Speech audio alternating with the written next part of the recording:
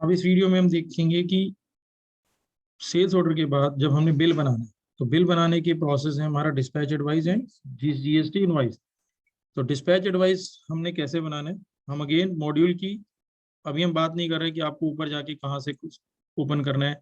वैसे सेल्स में ट्रांजैक्शन में भी डिस्पैच एडवाइस आएगा, लेकिन हम यहाँ से सीधा डिस्पैच एडवाइस ओपन करते हैं। ये हमारा डिस्पैच एडवाइस ओपन हो गया।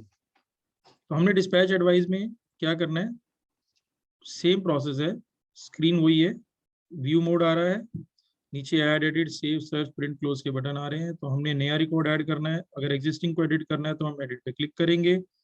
तो ये एडिट पे जैसे ही क्लिक करेंगे, इसने बोल दिया इनवाइस बन गया, तो ये एडिट नहीं हो सकता। तो हम ऐड कर रहे हैं क्योंकि एडवाइस बनाना सीख रहे हैं, तो हमने यहाँ पर ऐड किया और ऐड करते ही बाय डिफॉल्ट करंट डेट लेगा। तो आप मिनिमम जो बिल है वो आज की डेट में बना सकते हैं या लास्ट जिस डेट में आपने बिल बनाया था उस डेट में बना सकते हैं, तो वो सिस्टम आपको अलाउड करेगा। आज से फ्यूचरिस्टिक डेट के अंदर बिल बनाना है तो वो आपके पास अगर अलाउड होगा, आपके पास राइट्स होंगे तभी आप बना सकते हैं। तो बाय डिफॉल्ट हम करंट डेट में बिल बनाते हैं। अब ये देखिए यहाँ पर एडवाइस टाइप आ रही है कि आपने किस टाइप का बिल बनाना है। क्या आपने कुछ स्क्रैप सेल करना है, जॉब वर्क सेल करना है, मशीनरी सेल करना है, परचेज रिटर्न है, सप्लीमेंट्री है, रॉ मटेरियल है, सर्विस सेल है, टूल्स एंड डाइज है, मशीनरी सेल है। तो ये टाइप ऑफ बिल्स हैं जो आपने बनाने हैं। लेकिन अभी हम क्योंकि सेल बिल की बात कर रहे हैं तो हमारे जो एडवाइस का टाइप रहेगा that is sale bill only. हमने एडवाइस टाइप में लिया सेल। अब सेल लेते ही जिन जिन पार्टी के हमारे ऑर्डर या ऑर्डर कम शेड्यूल यहाँ पर मैटर नहीं कर रहा, क्योंकि ऑर्डर या ऑर्डर कम शेड्यूल का जो मैटर रहेगा वो हमारा शेड्यूलिंग के लिए रहेगा। अगर ओपन ऑर्डर है तो शेड्यूल डालेंगे, अदरवाइज क्लोज ऑर्डर है तो हम सीधा ऑर्डर से हमारे पास यहाँ पार्टी आ जाएगी। अब इसका मैं आपको बताता हूँ आगे डिफरेंस। यहाँ पार्टी नेम में हमने पार्टी ले ली भूमि ट्रेडर्स। यहाँ पर हमने लिया पार्ट का नेम देन नंबर। अब यहाँ पर देखेंगे तो अब दो पीओ आ रहे हैं। एक पीओ जो 123 नंबर था वो हमने ओपन डाला था, उसके अगेंस्ट शेड्यूल डाला। और 456 जो कि हमारा ऑर्डर कम शेड्यूल था यानी क्लोज पीओ था। तो दोनों ही पीओ आ रहे हैं हमारे पास। अब यूजर के पास है उसने किस ऑर्डर नंबर के अगेंस्ट डिस्पैच करनी है, क्योंकि दोनों ही ऑर्डर उसके बाद पेंडिंग चल रहे हैं, पार्टी के एंड से आए हुए हैं। तो मल्टीपल पीओ भी एप्लीकेबल होने हैं या नहीं होने, ये भी कॉन्फ़िगरेशन बेस्ड है। अगर आपके सिस्टम में या आपकी कंपनी ने अलाउड किया हुआ है कि आप एक पार्टी के एक आइटम के मल्टीपल पीओ बना सकते हैं या फीड कर सकते हैं, तभी आप कर पाएंगे और बिल में ले पाएंगे, अदरवाइज आप उसे नहीं ले पाएंगे।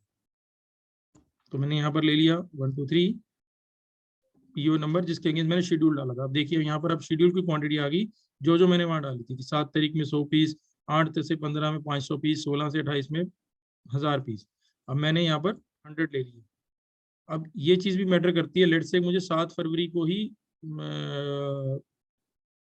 500 पीसेस देने हैं, तो मैं 7 तारीख पे तो मेरे पास ओनली 100 पीस मैंने फीड किए हुए हैं। तो रेस्ट पीसेस मुझे सिस्टम लेने दें या ना लेने दे, that is also configuration based. अभी वाली कन्फिग्रेशन में अलाउड करेगा मुझे लेने के लिए, लेकिन अगर आप चाहते हैं कि आपका सिस्टम आपको अलाउड ना करे, लेट से मैंने वहां से 100 लिए और इसमें से मैंने 400 ले लिए, लेकिन अभी ये 8 से 15 तारीख की डेट तो आई नहीं, लेकिन स्टिल सिस्टम मुझे भेजने दे रहा है क्योंकि मेरे यहाँ कॉन्फ़िगरेशन सिस्टम में अलाउड है। तो ये अगर आप इसको रोकना चाहते हैं तो एक कॉन्फ़िगरेशन है प्रोडक्ट पेटेंट मास्टर में, that is day schedule only. Day schedule का मतलब होता है कि जिस दिन की जितनी क्वांटिटी एक शेड्यूल में डाल दी गई है उससे ज्यादा वो नई सिस्टम अलाउड करता।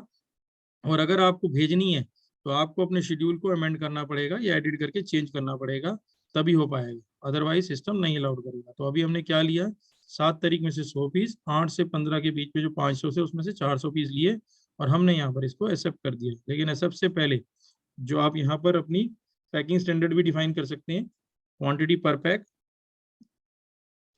लेट्स से 100 और नंबर ऑफ पैक्स 5। अब एक क्वेश्चन सम यूजर का हो सकता है कि ये ऑटोमेटिकली क्यों नहीं आ रही। ऑटोमेटिकली लाने के लिए अगर आप चाहते हैं कि नंबर ऑफ पैक्स और क्वांटिटी पर पैक ये ऑटोमेटिकली आए, तो इसके लिए आप हमारा जो मॉड्यूल है that is packing standard master, वहां पर आपको party by party and item by item packing standard define करने पड़ेंगे। पैकिंग स्टैंडर्ड क्या होता है कि एक आइटम जो आप बेच रहे हैं उसका पैकिंग स्टैंडर्ड क्या है, क्या वो बॉक्स में जाएगी, क्या वो बिन में जाएगी, या किस में डिस्पैच होगी ये।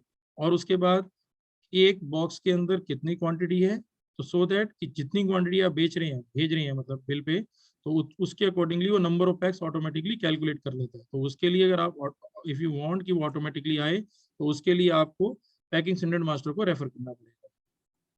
तो यहाँ पर हमने क्वांटिटी पर पैक डाल दिया और नंबर ऑफ बॉक्सेस डाल दिए, हमने इसको एक्सेप्ट किया। और ये सेव कर दिया। तो इससे क्या है कि हमारा डिस्पैच एडवाइस स्टार्ट हो गया, मतलब सेव हो गया। और जो मैंने लास्ट वीडियो में बताया था सेल ऑर्डर में, कि सेल ऑर्डर में अगर एक्सपोर्ट का केस फॉल करता है हमारा, तो एक्सपोर्ट के केस में ये कन्वर्जन रेट वाला जो बटन है यहाँ पर आप क्लिक करेंगे और कन्वर्जन रेट आप डिफाइन कर सकते हैं। लेकिन ये तभी एप्लीकेबल होगा जब जिस ऑर्डर के अगेंस्ट जो आप यहाँ पर बिल काट रहे हैं, एडवाइस बना रहे हैं, उसमें आपने रुपीस के अलावा अदर देन कोई और करेंसी ली होगी, तभी ये कन्वर्जन फैक्टर हाईलाइट होगा, आपको फीड करने देगा। Otherwise you don't have the any rights to feed the conversion rate. तो ये आपने यहाँ पर एडवाइस बना दिया। इसी तरीके से हम बाकी कोई टाइप का स्क्रैप का बिल काटना चाहते हैं, या स्क्रैप मशीनरी सेल करना चाहते हैं, या किसी और टाइप की सेल, जॉब वर्क सेल करना चाहते हैं, तो ये सारे ऑप्शंस हम यहाँ एडवाइस में ले सकते हैं। तो ये एडवाइस बनाने के बाद हम यहाँ पर आएंगे जीएसटी इनवॉइस में। जीएसटी इनवॉइस में देखिए बहुत सिंपल है, क्योंकि जब जहां हमारी एडवाइस बन गई, हमें इनवॉइस में आके कुछ नहीं करना होता। हम क्या करते हैं बेसिकली कि हमने आइटम क्रिएट की प्रोडक्ट मास्टर में, वहीं पर जीएसटी टैक्सेशन मास्टर जो हमने क्रिएट किए थे उसमें डाला था क्या टैक्स परसेंटेज है, क्या एचएसएन कोड है। तो आइटम क्रिएट करते टाइम हमने उसको एचएसएन से लिंक कर दिया। एचएसएन के साथ वो लिंक होती परसेंटेज आ गई कि कितनी परसेंटेज पे वो आइटम बिलिंग होगी। अब हम जब सेल ऑर्डर पंच करते हैं तो वहां पर हमने रेट डाल दिया, शेड्यूल के अंदर हमने क्वांटिटी डाल दी, और एडवाइस में हमने डिफाइन कर दिया कि किस शेड्यूल के अगेंस्ट कितनी क्वांटिटी हम सेल आउट कर रही है। अब सारी इंफॉर्मेशन स्टोर होने के बाद जब हमारा सेल ऑर्डर में रेट आ गया, एडवाइस में क्वांटिटी आ गई, एचएसएन कोड प्रोडक्ट मास्टर में आ गया, तो हमने बिल में क्या करना है, देखिए बहुत सिंपल है। हमने ऐड किया, बाय डिफॉल्ट डेट आ गई, मैंने ये डेट चेंज कर दी। अब यहाँ पर पार्ट देखिए एडवाइस नंबर ये ऑटोमेटिकली आ रहा है, जो एक पेंडिंग एडवाइस नंबर है वो यहाँ पर ऑटोमेटिकली आ रहा है। तो हमने यहाँ पर एडवाइस नंबर को सिलेक्ट किया, एंटर करते ही ये मेरे से पूछ रहा है, ये भी आप चाहें तो फिक्स करना चाहें सेल इंटरेस्ट या इंटरेस्ट रेट जो भी है यहाँ पर आप फिक्स कर सकते हैं। ये मैंने सेल हेड ले लिया, सेल इंटरेस्ट रेट। ये देखिए अब ये पार्टी जो भूमि ट्रेडर्स है और जो मेरी ये टेस्ट पार्टी है टेस्ट हिट के नाम से, इसमें ये दोनों का GST number with in state है। विद इन स्टेट होने के कारण, सेम स्टेट होने के कारण ये सीजीएसटी एसजीएसटी इसने ऑटोमेटिकली कैलकुलेट कर लिया। अगर जिस पार्टी को मैं सेल कर रहा हूँ इसका जीएसटी नंबर अदर देन हमारे स्टेट कोड होता, चेंज होता, दिल्ली यूपी या कोई भी और, उस केस में यहाँ पर ये सीजीएसटी एसजीएसटी की जगह आईजीएसटी ऑटोमेटिकली कैलकुलेट होकर आ जाता। अब क्वांटिटी मेरी एडवाइस से पिक कर ली उसने, रेट मेरा सेल ऑर्डर से पिक कर लिया, एचएसएन कोड मेरा प्रोडक्ट मास्टर से पिक कर लिया, कितनी परसेंटेज है मेरी यहाँ पर कैलकुलेट होगी, उसके अकॉर्डिंगली जीएसटी आ गया। तो मुझे सिर्फ क्या करना है इसके अंदर, मुझे क्या करना है, ट्रांसपोर्टर पे क्लिक करना है। अब ये ट्रांसपोर्टर की लिस्ट आ रही है मेरी, ट्रांसपोर्टर में से मैंने यहाँ ट्रांसपोर्टर सेलेक्ट कर लिया। And if I want to create a new transporter और न्यू व्हीकल नंबर, तो मुझे उस केस में क्या करना है, मुझे यहाँ पर सिलेक्ट करने की बजाय ये जो बॉक्स दे रखा है इस बॉक्स में जब क्लिक करूंगा तो मैं नया ट्रांसपोर्टर भी क्रिएट कर सकता हूँ और नया व्हीकल नंबर भी उसके अकॉर्डिंगली जनरेट कर सकता हूँ। लेट्स से मैं यहाँ एक नया डाल देता हूँ, होम लॉजिस्टिक्स,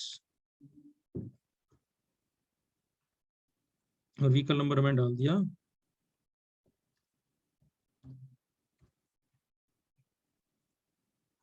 अब ये देख रहे हैं हम ट्रांसपोर्ट और व्हीकल नंबर ऑटोमेटिकली आ गया।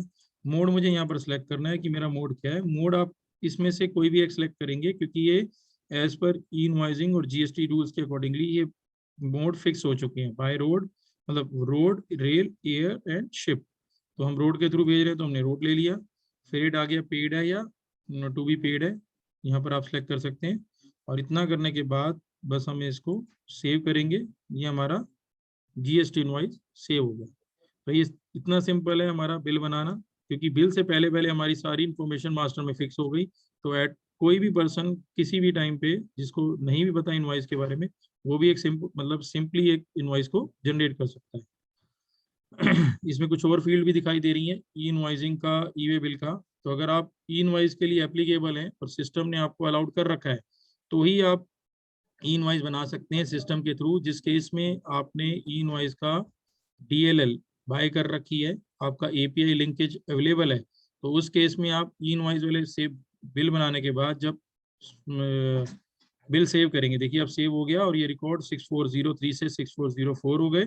तो उस केस में हम ई इनवॉइस वाले बटन पे क्लिक करेंगे। देखिए अभी मना कर रहा है, not allowed to generate e invoice, e invoice package not applied on this database, तो please contact X business software solution.